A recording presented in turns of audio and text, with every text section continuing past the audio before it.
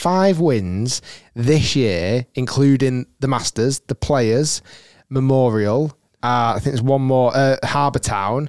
So what's the other one that he won? Bay Hill. Did he win Bay Hill as well? Yeah, this guy, eh? Well, he only wins the big ones, doesn't he? It was interesting. So this morning, you're right. Obviously, I'm sure everyone listening knows now that he won. He's an absolute dominant force. He's the undoubtable world #1. He's the undoubtable best player since Tiger. I think we've got to say that.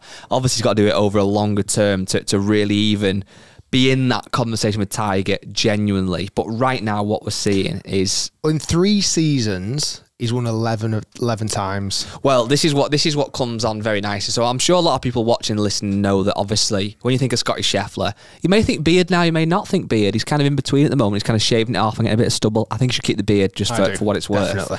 But he's obviously got the big Nike swoosh front and centre. He's a Nike athlete, Nike ambassador, and he's also well known for being a TaylorMade player as well. And you'll see him a lot in the TaylorMade videos, the famous one where he was asking Tiger how he didn't take divots, etc. And they utilise him very well. But one thing this morning, it's perfect for the podcast, that came on my desk, should I say, an email I got was from Titleist and Footjoy. So we get, for people listening and watching, we get emails all the time of all the brands with press releases when they have new product launches, etc., etc. And also when they're going to gloat about things, they pay these guys a lot of money. So when these guys on tour win or do well, they want to shout about it naturally. The email today from Titleist and Footjoy says, "Good morning." Very pleasant. "Please find this week's Titleist tour report." So we're going to come on to a new Titleist club in a moment. But before we get on to that, it then said, the title of the email was "World #1 continues to place trust in Pro V1 golf ball and Vokey wedges." And it said the Memorial champion earns 5th victory of 2024 and 11th career PGA Tour title with the Pro V1 and Vokey wedges. Now, they can do all that without saying his name. They can't name who that person is because I'm guessing they don't pay Scotty Scheffler and therefore don't have his name and likeness. However, they can obviously say world #1. It doesn't take a genius to work out who that person is. And it got me thinking, Rick, TaylorMade are paying obviously Scotty Scheffler a fortune, and he's using their driver, and they'll be shouting about it today as well that he won. Will they be peed off that they are trying desperately to beat down the door of professional golf and the golf ball market and take some of that crust off Titleist? And their best player by a country mile isn't using a TaylorMade golf ball or wedges. Of course, it'll really frustrate him. But the thing for them, how many people actually know that? A lot more now. We just told them. Well, yeah, yeah, but I think the general public, he's got a TaylorMade tour bag.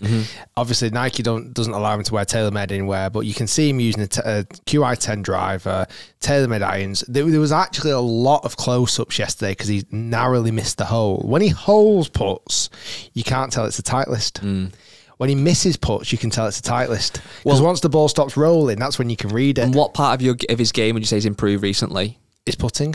And he was using a Scotty Cameron, and he's now using a TaylorMade putter. So they could argue they're going to be even more chuffed with that it's fixed his putting. Obviously, a lot of work going on with Phil Kenyon and stuff, etc. But it's an interesting one that these players now have these massive, massive deals, but then still certain parts of the game, i.e. the ball, the wedges, they just won't change. Yeah, I mean, fair. And also, genuine question right now, and you're right, I'm sure if he wants to move into the ball or the wedges, obviously they'll be there in open arms. Did he want to upset the apple cart? No. Like, imagine just for a minute, he does move to the TaylorMade golf ball, okay? They make a big song and dance about it, which they will do. Of course. And then he goes on and has a terrible rest of the year. What are you going to blame? That's what I mean. Yeah, of course. He has to either naturally do it himself, he has to fall out of form, and then make a change. He can't make a change now. No. If he changed anything now, it'd be ridiculous to do so.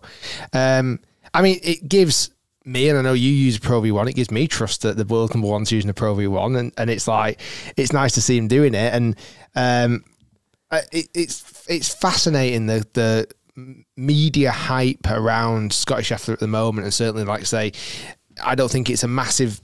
Not everyone in the world knows about what ball and etc. he's using. Like I say, we've just exposed it a little bit on the podcast, but for me, he is becoming one of the most dominating players that's ever existed in our lifetime.